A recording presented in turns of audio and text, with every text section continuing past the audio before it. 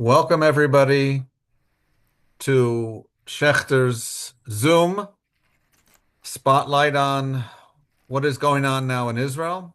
We are happy that you're joining us. I just want to make one announcement. There are five of us here in Israel, a number of us, two in Jerusalem, one in Tel Aviv, three in Jerusalem, one in Tel Aviv, and one outside of Jerusalem. In the case that there is going to be any sort of siren, you may see us all leave to go to our safe rooms.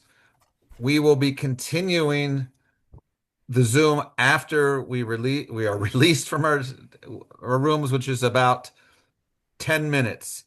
So everybody, just please be patient with us and get as angry as you would like with the Iranians. With that being said, let us hope that this hour stays quiet. Rabbi Berkowitz, the floor is yours. Thank you so much, Josh. Erev Tov lekulam, good evening from Jerusalem, and Boker Tov, Tzoraim Tovim, good morning, good afternoon, depending on where it is that you find yourself in this world. Thank you for making the time to be part of this very special gathering, which we are calling Spotlight, Hope, Healing, and Resilience in War, exploring Schechter's impact on the ground in the current crisis. Many of you know that the original plan, of course, was to shift gears in our Zoom presentations and to spotlight each of our amutot, each of our very, very special projects along with their heads. Unfortunately, given the situation in Israel, we felt it was important to address the ongoing efforts and incredible impact that Schechter is having on the ground in Israel and beyond. It goes without saying that it has been a challenging 2.5 years for the state of Israel. And just as those of us in Israel began to feel that we could see the light at the end of the proverbial tunnel, 9 days ago, the war with Iran began. We lived through days of great uncertainty. And how fitting it is that yesterday's Parsha, yesterday's Torah reading, was Parshat Ki Tisa, the infamous episode of the golden calf. Given Moses' delay coming down from Sinai, the people gather together against Aaron and say, quote, "Come, make us a God who will go before us. For that man Moses, who brought us from the land of Egypt, we do not know what has happened to him. Kum aseh lanu Elohim, asher yelchu lefanenu, ki ze Moshe ha'ish, asher ha'elanu me'eretz Mitzrayim, lo yadanu ma haya lo." Anxiety rises to new heights, and the people demand certainty.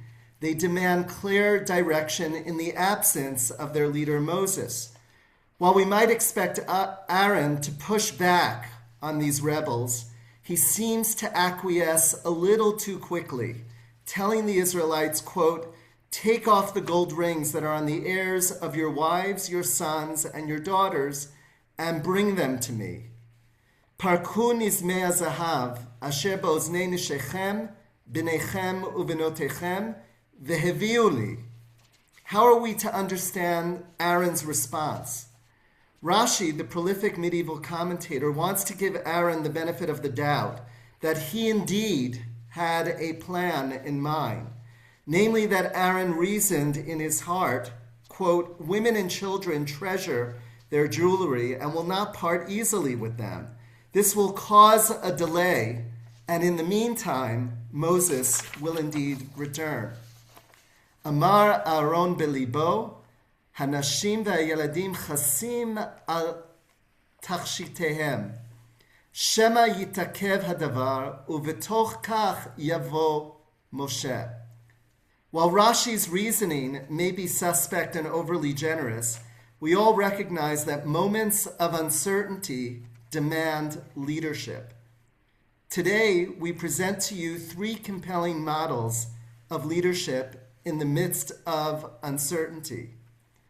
Rabbi Sarah Levi Stevenson, a first-year student in our Mashiv HaRuach pastoral care program, Tzvia Weisberger, a third-year student in the Schechter Rabbinical Seminary program, who is serving as a rabbinic intern at Kilat Ramot Zion in French Hill. And finally, Rabbi Irena Gritsevskaya, a very, very dear colleague and talented colleague, who is no stranger to dealing with war. Irena is our head of Midreshet Schechter, and in this capacity oversees our Neve Schechter Art and Culture Center in Tel Aviv and all of the work that we are doing in Ukraine. You will hear three very unique perspectives on the situation in Israel. Each will have about 10 minutes to present, and I will engage in a bit of Q&A with each of our presenters, and then we want to open it up to your voices. You're also welcome to put some questions in the chat as our presenters are presenting so that we do not forget to address the particular questions that you have. We want to begin with Rabbi Sarah Levi Stevenson from Jerusalem, who made Aliyah with her family as a child. She is a registered nurse working at Hadassah Hospital in Kerem in the internal medicine department. She is also a first-year student in our Mashiv Haruach Schechter's chaplaincy program and conducting her practicum at the Herzog Rehabilitation Hospital, also in Jerusalem. Sarah notes that her workload in providing spiritual care at Herzog has doubled since the beginning of the war with Iran.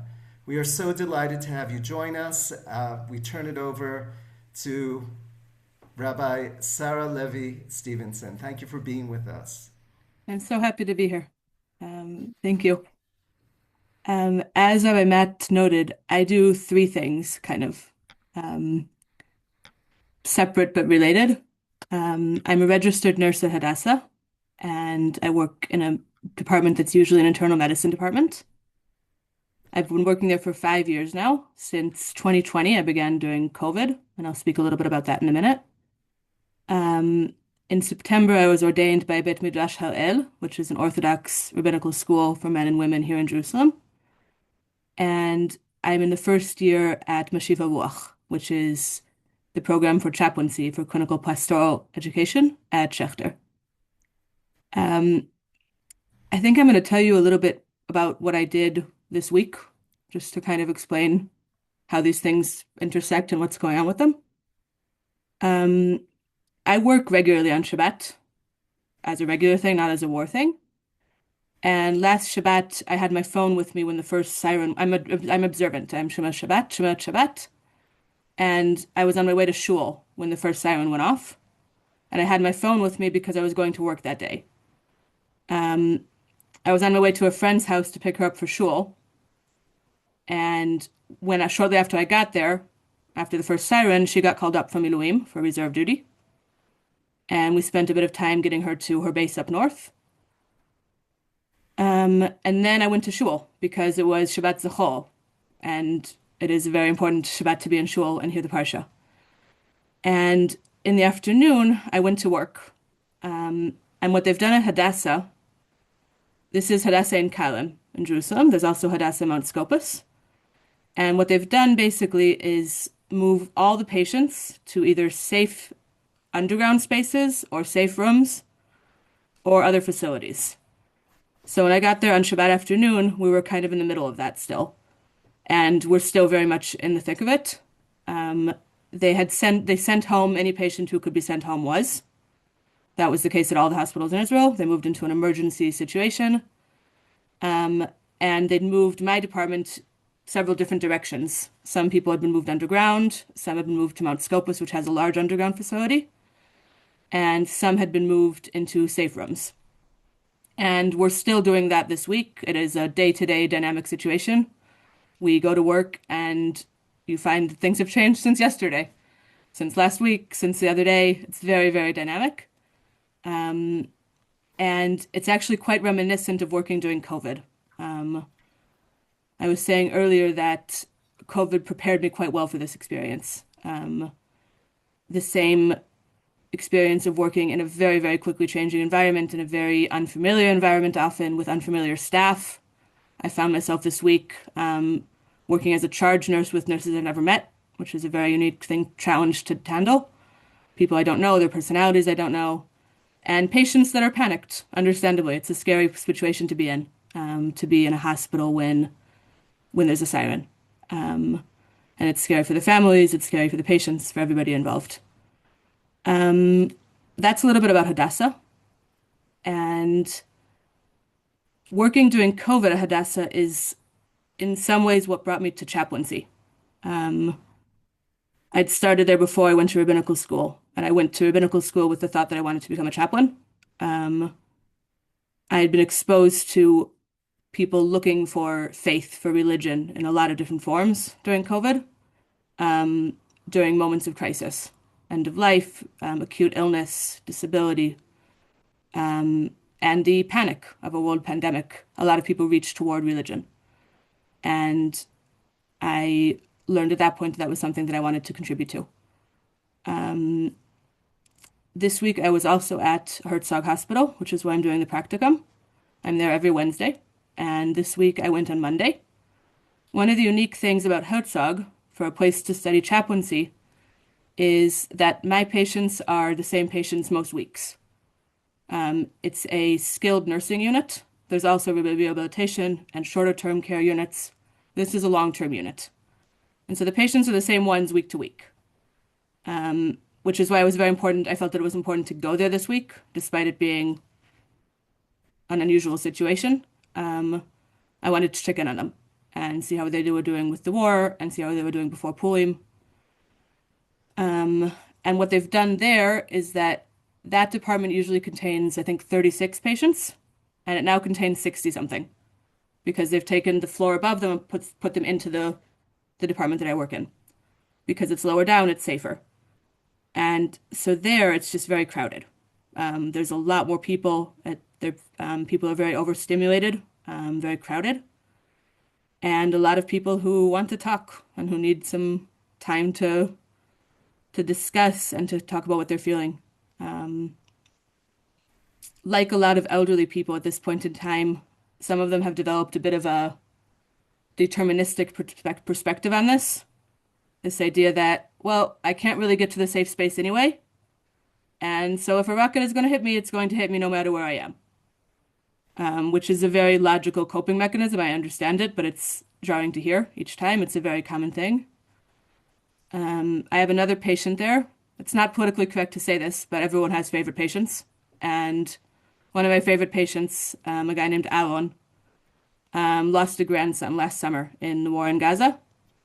And he's been kind of working through that the past 6 months or so. And he was talking to me this week that he thought it would be over. He thought his grandson, in his head, his grandson dying was kind of it was June 2025. It was late in the game.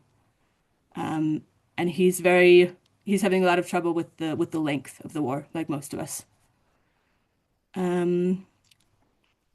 There in Mashiva Ruach, there are four of us doing a practicum at Herzog, and we have a little bit of a support group within ourselves, which is a very nice thing. We're each working in different departments, so we can kind of help each other out and provide a sounding board for one another. I'll be back there this week on Wednesday, and then Mashiva Ruach returns to academic classes on Thursday on Zoom for the time being. I want to say a little bit about Purim, which was also last week. In my rabbinical capacity, I volunteered to read Megillah for whoever needed to in a shelter because it was not allowed to gather in large groups as one usually does for Purim. I think I read Megillah 7 times over Purim, in small groups, and it's a crazy time to be alive. It really is. It's a holiday that it's strange to celebrate in this way. And one of those was on Zoom. And people really need Purim, I think, at this point in time. It was both a very awkward timing and very timely timing. Sarah, if I could jump in with a question, you're Yeah. truly awe-inspiring and you're a Renaissance professional. As both a rabbi and a nurse, you encounter deeply human moments, and you shared this very, very touching story of an elderly patient mourning his grandson, still mourning his grandson who was killed in Gaza, and saying, "My grandson should be ready to mourn me," right? And here he is today. I want to ask, how do moments like that shape the way you think about spiritual care during wartime? I think wartime hits everyone differently. Um, I've worked under the assumption for 2.5 years now that the war has hit everyone in some way. Every person I meet has been affected by the war in some way or another, whether it's a diagnosis or a label or not. Um, Everybody is carrying a lot from this war. That's kind of an assumption I've carried to every person I've interacted with the past 2.5 years. And I think spiritually speaking, I think people look for meaning. Um, he's this for this patient is looking for meaning in this loss, very much so. Because he's in his late 80s, and he says that all the time, that his grandson should be alive and he should be the one dying. Um, that's the thing that he says almost every time I see him. Um, I think people look for meaning also in the abstract and also in ritual, um,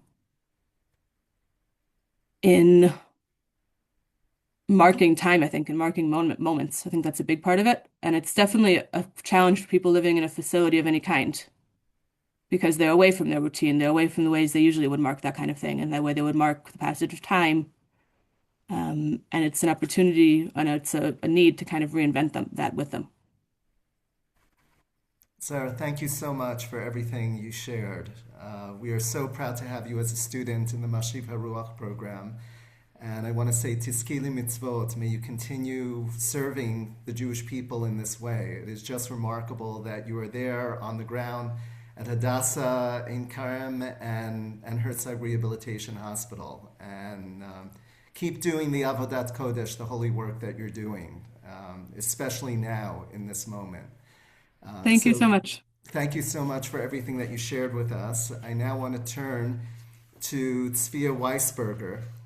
Tzvia is an educator and rabbinical student with extensive experience in teaching, leadership, and community engagement. She is a third-year student in our Schechter Rabbinical Seminary. She holds a BA in Bible and Jewish Studies and an MA in Jewish Education from the Hebrew University in Jerusalem. Tzvia served for 2 years as a shlicha in Rochester, New York, an emissary, Israeli emissary in Rochester, New York, where she taught Hebrew and Jewish studies. She has spent the past 2 summers at Camp Ramah in Canada, where she served as the head of the Israeli delegation and as an educator. She lives in Kfar Adumim with her husband and her 3 children. Tzvia, we are so happy to have you, and we're delighted that in addition to being a star student in the rabbinical program, you're serving as an intern at Keilat Ramot Zion on French Hill. Great to have you, Tzvia. Thank you very much. Shalom, everyone. So, my name is Svea. I just want to start with something very small, but I got a text like half an hour ago from my sister asking, "Is it really still a Sunday?" And I think it sums up the feeling that we feel here in Israel. Things are happening, so many things during the day, during the week. It feels like we only had 1 week since this war with Iran started, and it feels like it's been, I don't know, a year maybe. Um, so, as Rabbi Matt said, I live in Kfar Adumim with my husband and 3 kids.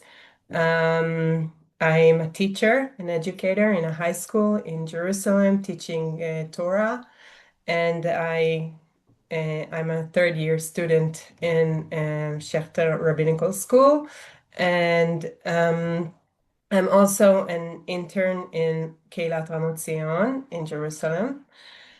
Um, I'll start by saying that this is unfortunately is not new.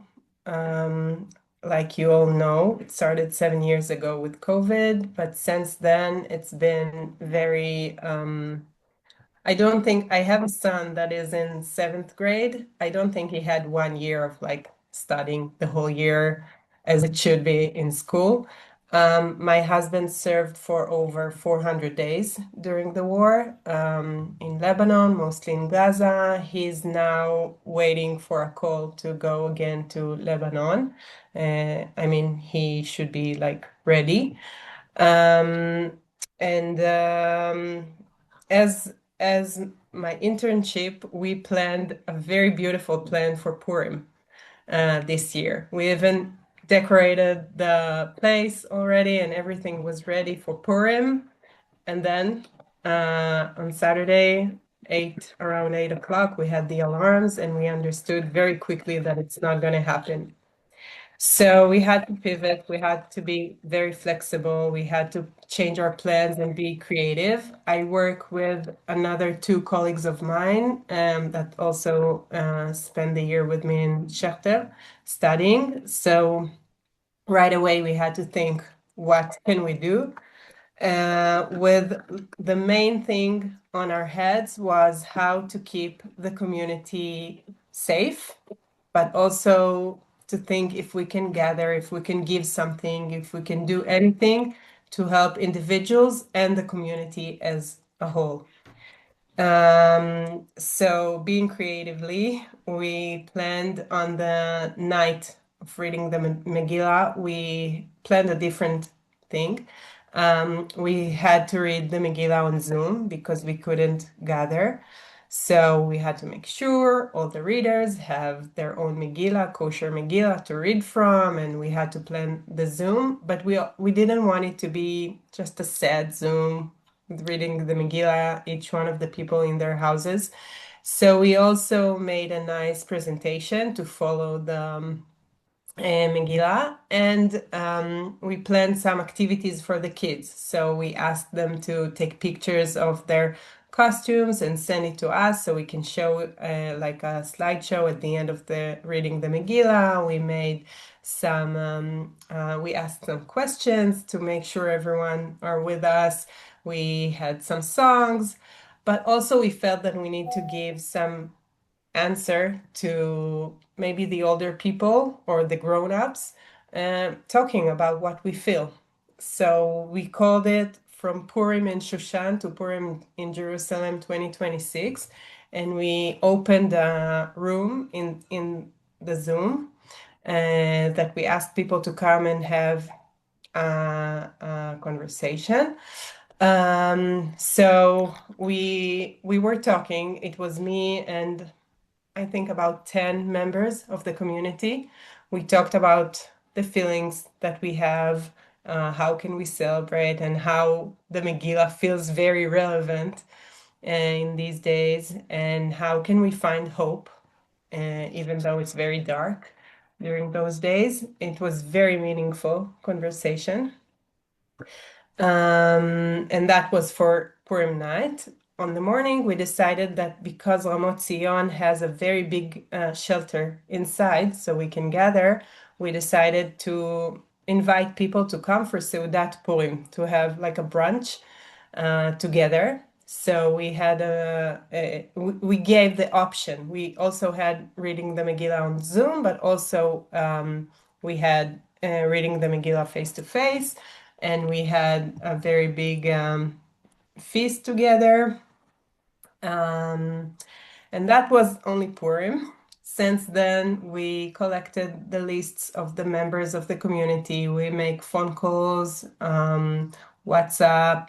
We try to visit as many people as we can and to see how is everyone and to take care of everyone and their own needs, each family, each person with their needs. And that was a week, a week in a life. Amazing, Tzvi. If I could jump in and ask a question of you. You are simultaneously a Tanakh teacher, a rabbinical student in your final year at Schechter Rabbinical Seminary, and the mother of three with a husband on reserve standby. What does a normal day look like right now for you?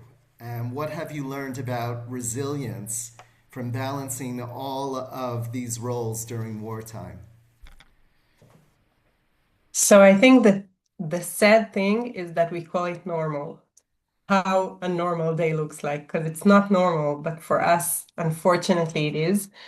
Um, we have to juggle. So I'm teaching on Zoom my students. I also teach when I teach high school kids. Um, I take care of them to see how they are, to make sure that if they're not coming to my Zoom, I need to see why and to make sure they're fine. And if they are, to make sure that they're fine and learning. And during that, I have to take care of my kids' Zoom. I have three, so each time in a different hour and needs a different computer and things like that. And to make food and make sure that they're fine and all of that. My husband is also a teacher, special education. So he also have to take care of his students. And learning. This is our semester break, so we had tests and we had avodot, work, Assignments. assignments. Thank you. Assignments to do. So we had to do this and run to the shelter every once in a while and stay alert and stay awake at night. So sometimes. So this is how our days look like. Thank you, Tzvia. One more question for you, which is that prior to this Zoom, you described hearing, reading Megillat Esther, the Book of Esther, almost 20 times because of your roles as rabbinical student, community leader, and mother. I want to ask you, did the Purim story itself feel different this year in light of the war? Absolutely. I used to teach the Megillah for my students, the younger ones, saying it's a weird book. It's like a little bit like a Disney book, right? It has a princess and a king, and it's not like a very regular book, one of the books in the Tanakh. So we used to read it like it's a Disney story. But now we see that it's very real, it's very realistic. When we had the conversation with the people in Ramot Zion, we were talking about specific psukim, verses from the Megillah, how it feels so relevant, and what we can do with it. We can only learn from it and hope for the best and pray. Tzvia, thank you for your words and your inspirational leadership in this time of uncertainty in Israel and in the world. Again, we're so very proud to have you as a student in our Schechter Rabbinical Seminary, and we want to wish you a whole lot of chizuk as you go forward, a whole lot of strength in the precious work that you're doing in Ramot Zion and elsewhere. Kol hakavod. Thank you. It's now my privilege to turn to Rabbi Irena Gritsevskaya. Rabbi Irena Gritsevskaya is a 2018 graduate of the Schechter Rabbinic Seminary in Jerusalem. The executive director of Midreshet Schechter, she directs Midreshet Schechter Ukraine, which operates Camp Ramah Yachad Ukraine, and is daily involved in working in 4 communities that we help to support in Ukraine. She holds a BA and Master's from the Hebrew University in Jerusalem and spent time studying at JTS in New York. A native of St. Petersburg, Rabbi Gritsevskaya made Aliyah as a teenager and currently lives in Tel Aviv with her husband, children, and adopted son from Ukraine.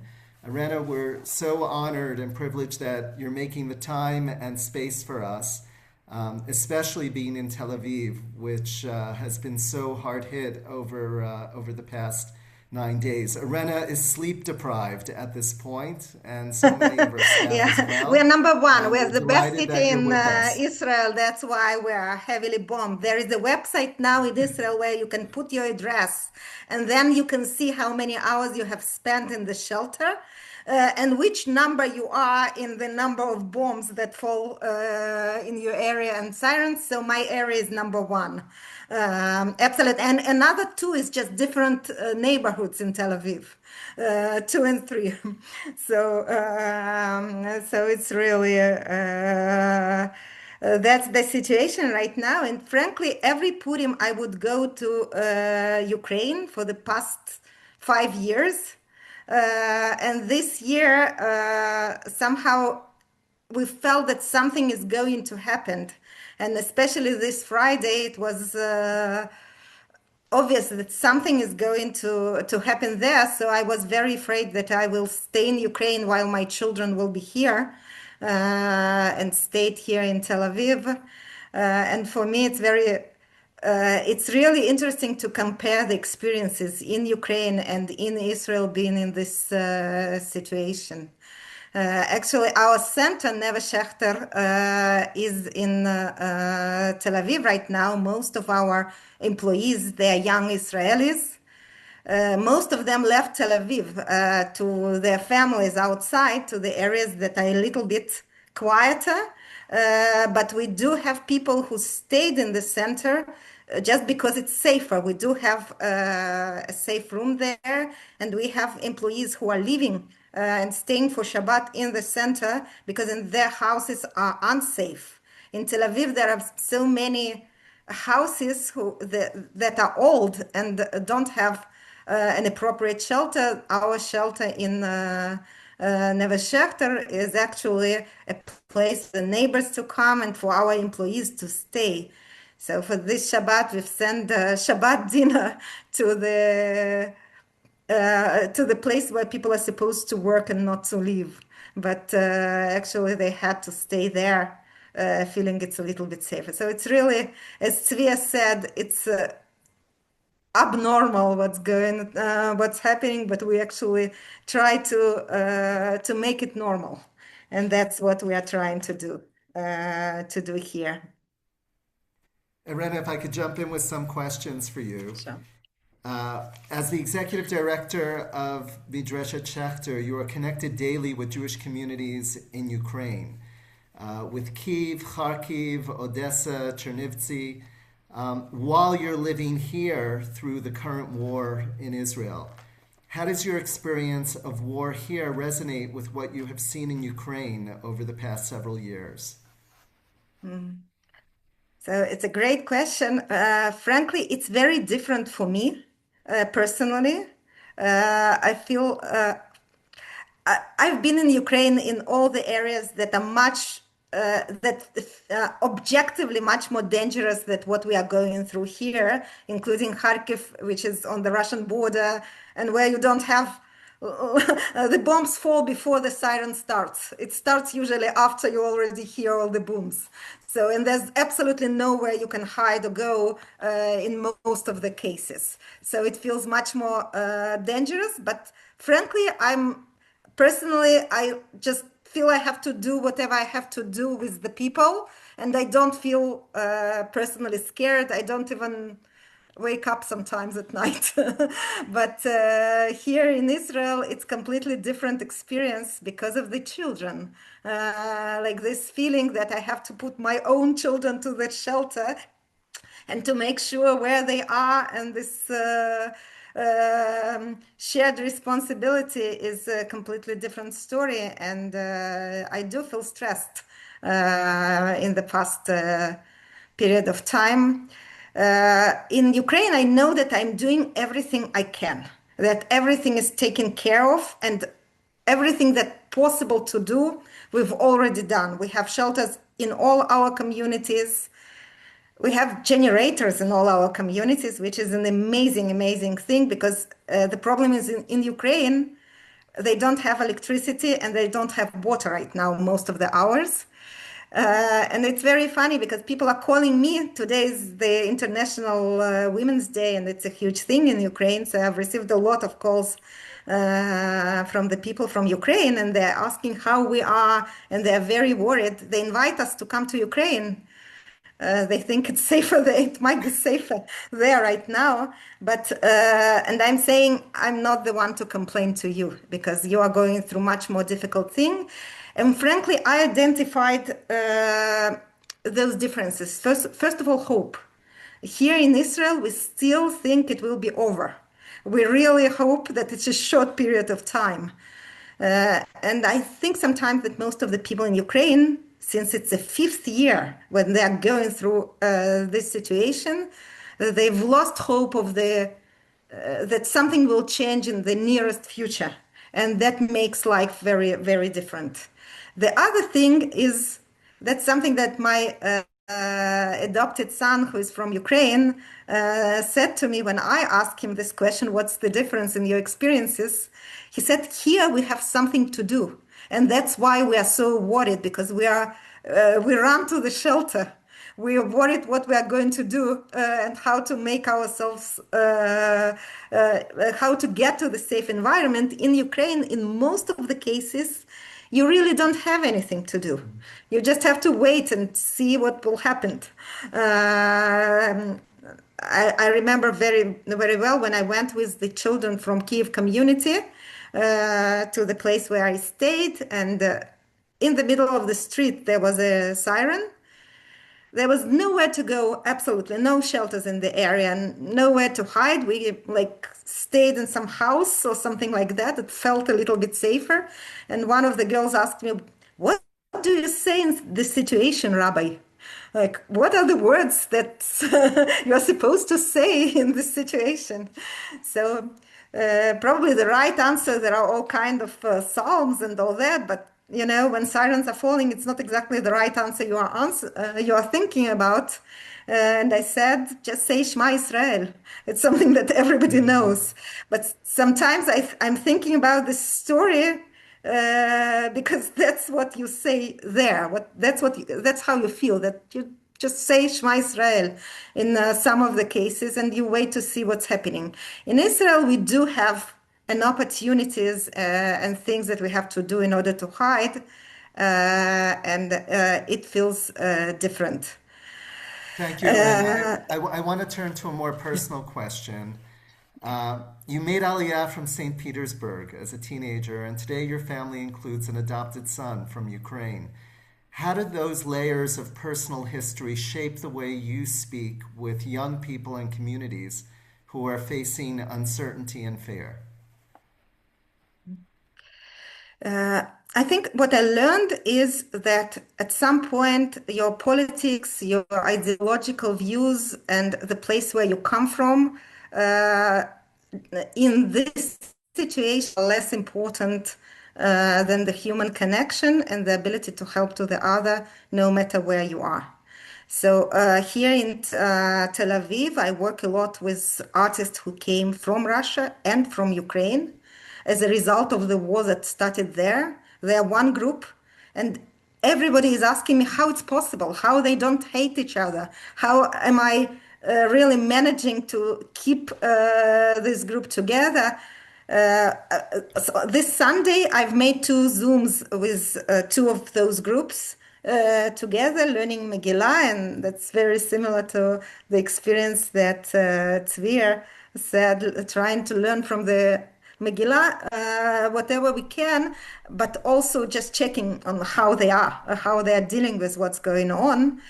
And I find that it's actually more helpful for the people to see that they can, no matter where they came from, no matter what their political views are, they're in the same situation. Most of the immigrants from this last wave said to me, even in the last wave of war from Iran, that it made them more Israeli. That it actually, what happened, the experience of 7th of October and then the wars made them feel more Israelis and more connected and more understanding what they're doing here. Because it's an experience when you go to the shelter here in Tel Aviv, most of them go to the public shelter. Everyone has stories from the shelter. They are with Am Israel, with everybody there. No matter where they come, we are all hiding in the same places. And that's actually a unique experience that I hope that it unites us and that we will remember it longer and not forget it fast. The good lessons of those situations. We will be able to take the blessings from all the curses that are going to our people. Very beautiful how you just expressed that, Irena. I had never thought of Israelis gathering into a shelter as kibbutz galuyot, right? It's the ingathering of the exiles, as it were, when we go into that space.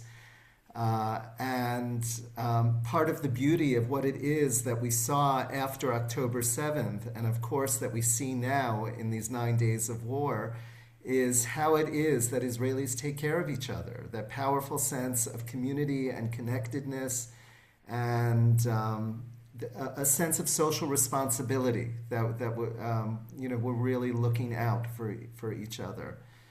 Kol Yisrael Arevim Zeh B'Zeh, that each of us is deeply connected to one another, and that's something that I am always in awe of being a part of in this special place. Thank you, Irena. And in addition, you inspire us greatly how it is that you're able to commute between Tel Aviv and Kiev and just keep it all together.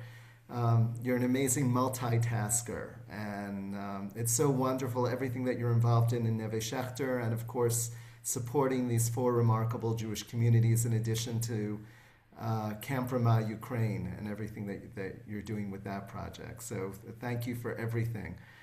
I want to turn to a question that was posed in the chat in terms of I'm sorry to interfere. It's a great time, but here in Tel Aviv, we actually have to go to the shelter. So be safe, Irena. Be safe. Thank you so much. I want to turn to a question that was put in the chat, which is how has your faith helped in this war? And Svia, I saw that you began to respond. I want to ask if you take yourself off mute and animate that question for us. And if there's a particular text that you turn to, a particular chapter of Psalms or a pasuk, a verse that really speaks to you in these moments. So, what I wrote is that for me, faith is both strength and responsibility. And I have to take my inspiration from Megillat Esther these days because it's all around us. And the words that Mordechai says to Esther, he says, and who knows, perhaps you have attained, sorry, to royal position for just such a crisis. So for me, this is what I feel. We're here for a reason. This is our job now. We're only just a small part of the Jewish history, and we have to do our jobs, which is to be strong enough and responsible for one another. Thank you, Tzvia. And Sarah, if I could turn the same question to you, how it is that you find strength in your faith, and if there is a particular text that really speaks to you in these moments. I've been thinking about this as immediately after Purim, suddenly Pesach is so soon. And I've been thinking about this past couple of days. There's a spirality here. There's a spirality of we have been here before. We in the smaller sense of the modern state of Israel, we as the Jewish people in the much bigger sense, we've been here before and we've come out of it. And I take some strength in that, not in the oh, this again. Not that, not like I could see how this would be a very demoralizing kind of stance to say, but there's we can handle this. We're built for this. We as a people, we've gained the skills over millennia to survive and to thrive throughout these things. And there's I try and look at the bigger picture in these times that there's a plan, there's an end to this, and as a nation, as a people, we've gone through a lot. We'll go through that. We'll get through this as well. Absolutely. I want to see if we could open our virtual Beit Midrash. If you'd like to ask a question now of either of our two presenters that are on, of Tzvi or Sarah, we would love to hear your voices. not just in the chat, but feel free to take yourself off mute and ask a question.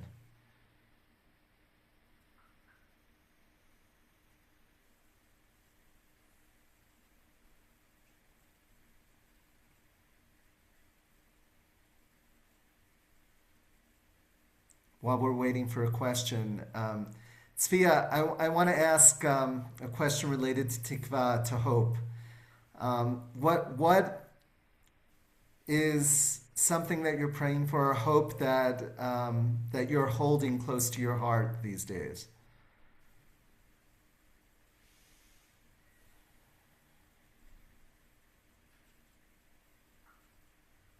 You just have to take yourself off mute, or you didn't hear me. A question about hope. What is the hope that you're holding on to, or your particular prayer?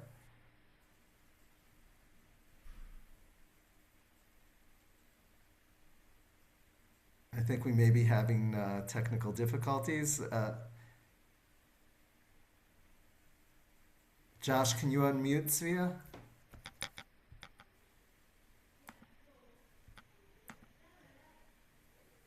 Svea, you should be able to unmute yourself. There we go. Yes. Great.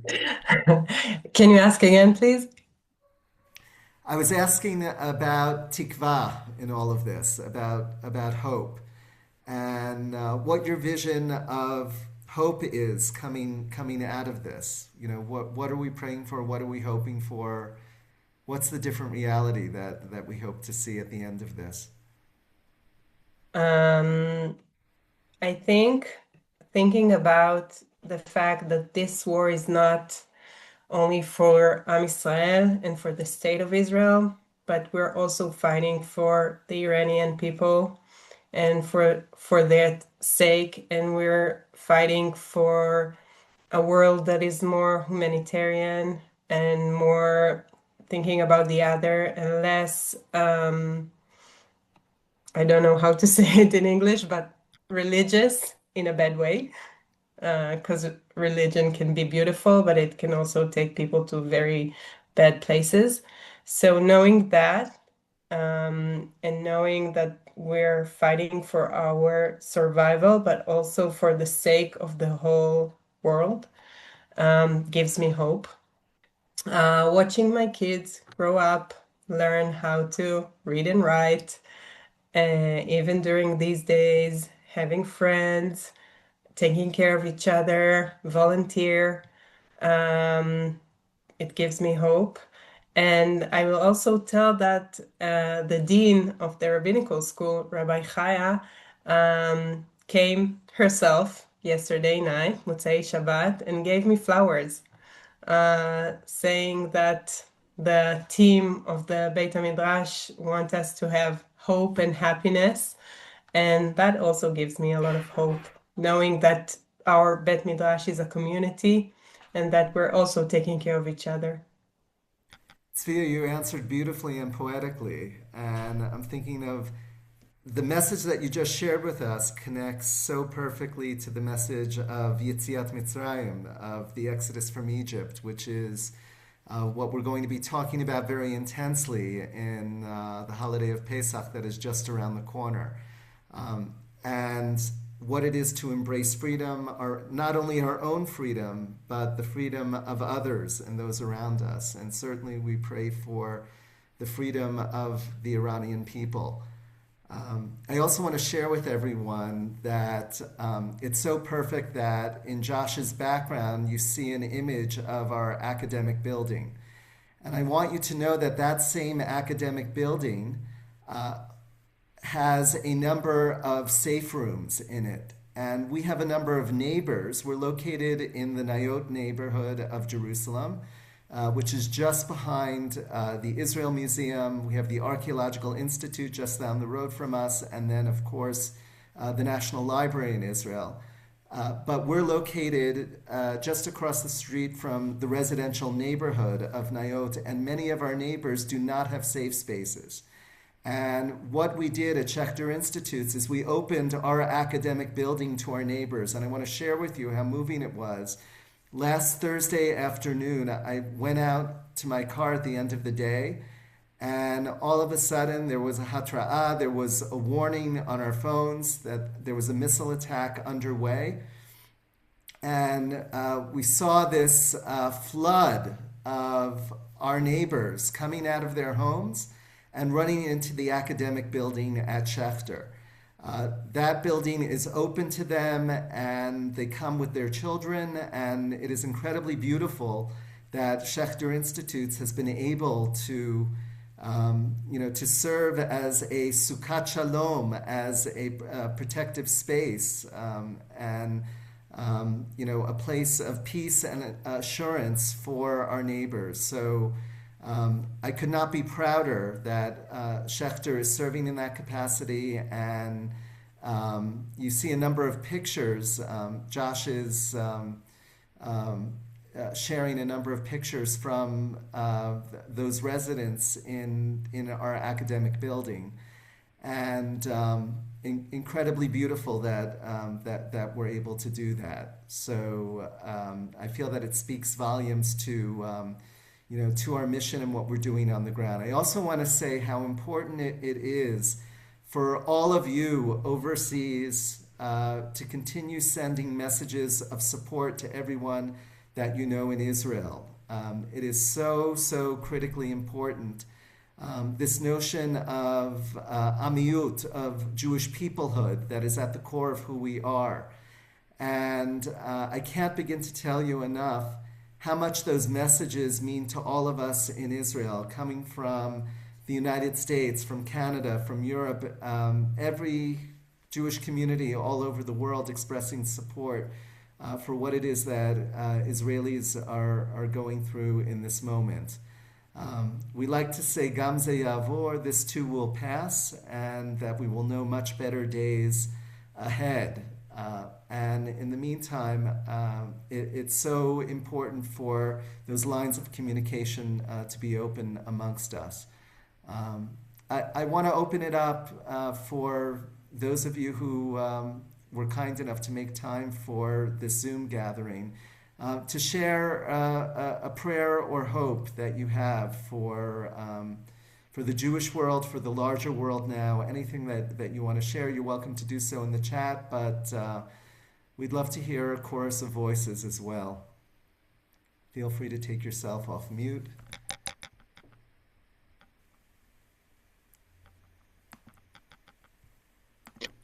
Matt, this is Lou Krolowicz.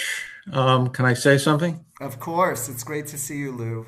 I am in New York, and I do have a rather large family in Israel, so I relate to the whole discussion. But I am struck by the fact that all three speakers spoke as if there is tremendous unity in what they're doing and the people they are working with. And I feel that in the United States, we tend to discuss these issues mainly or heavily in terms of what we don't agree with. And whether that be the political, the leadership, that be our view of Israel and how we all relate to Israel differently, we seem to be talking relatively little about what we really agree with, and then translating that feeling of what we agree with into actually doing something about it and helping. So I at least come out of this thinking I'm going to raise this issue at the shul I go to, since in reality we do not a lot as a group about either Israel or the Ukraine, for that matter, either one. And I think it's a big difference from the way the three speakers spoke. Thank you. Thank you, Lou.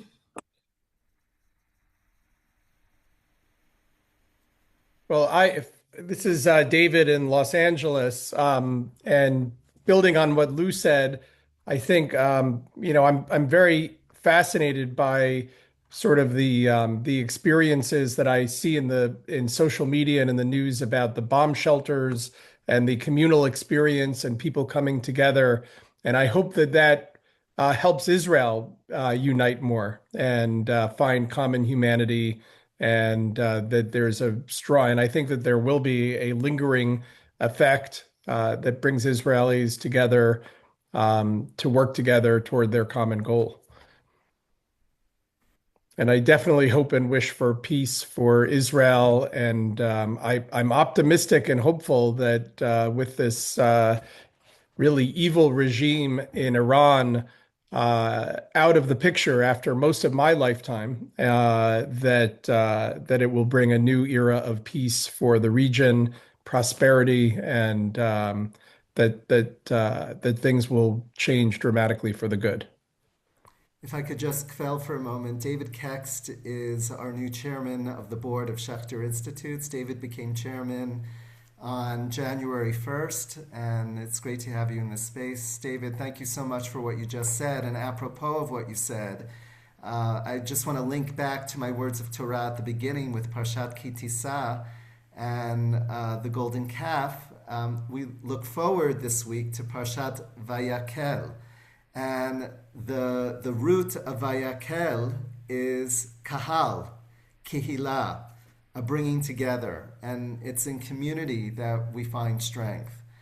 So I think that is sort of a, uh, a poetic, a very, very poetic piece that here we are heading into this particular parsha, which accentuates the importance of coming together.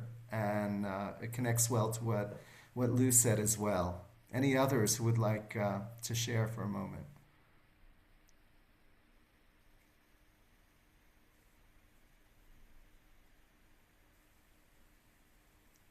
Mike and Susan, it's great to see you from Palm Beach Gardens. Avram Lappin, our North American representative, thank you for being here. And my uncle Harold from Staten Island and Ronit, thank you so much for making the time. Matt, I just want to go in for a minute and say that I've just received word from Rabbi Irena that she's okay. She's in her safe room with 8 children right now. Um, Only 4 of those belong to her. 4 from the neighbors as well, as we were talking about Am Yisrael, everybody coming together. So Thank she you. sends her wishes and thanks everybody. Thank you for that. And Thank you. so far, so good. And Matt, if I could just say that Great. I Ronit, want to give Sarah a chance here. Sarah, I understand you want to share something with us as well. Yeah, I just wanted to jump in on this topic of unity. That it makes me think about the hospital, both hospitals. One of the th really unique things about the medical system in Israel is that it is a place where everybody works. Jews, non-Jews, Jews of all types, non-Jews of all types. And because we have a very clear mutual goal in those settings, um, we have the privilege of not having to solve every problem in the world. We're allowed to just work together to make our patients better. And it is a privilege always. It is it allows us to coexist without having to discuss coexistence all the time. That's kind of a way to think about it. But it's a really inspiring thing in wartime as well. The last couple times I've had to get patients into a safe room, which is a very stressful thing to do. Patients who are mobile to get them into a safe room in time. I've done it with coworkers who are either Palestinian or Arab Israeli, and we're in this one together. Mamash, mamash, we're in this one together, and they want this over as much as we do. Mamash. And seeing this in action on a regular basis at a hospital and during wartime really gives me hope for how this land can be built, how we can come out of this. Thank you so much, Sarah. Uh, as we wrap up, I just want to echo what my dear wife Nadia Levine put in the chat, which is in honor of International Women's Day, we just shared some of our amazing, amazing she heroes in the state of Israel. And I cannot thank the 3 of you enough Sarah, Tzvia, and Irena. Thank you so much for making the time. And Irena is back. Yes, it was fast. Okay, good, good. I'm So glad you're 10 safe, minutes. Irena. Okay, Yeah. thank God. Rabbi, are you finished? Yes, Yes, yes. we are just We wrapping have, up, Elaine, but Oh, I believe we've got a recording that we can share with you. So, okay, but because it's we had daylight saving time and I worked based on that. yes. Oh, So yeah, sorry. so that's quite all right. Okay. So I just want to say as we cross the finish line here, Oseh Shalom b'mromav, Hu Ya'aseh Shalom Aleinu v'al Kol Yisrael v'al Kol Yoshvei Tevel v'imru Amen. May Amen. God, who Amen. creates Amen. peace in the heavens, create peace for all of Am Yisrael, all of the people of Israel, and for all of the inhabitants of the world. Thank you all for joining us in this moment, and we look forward to seeing you on a future Zoom. May we all know better days ahead. Thank you for making the time.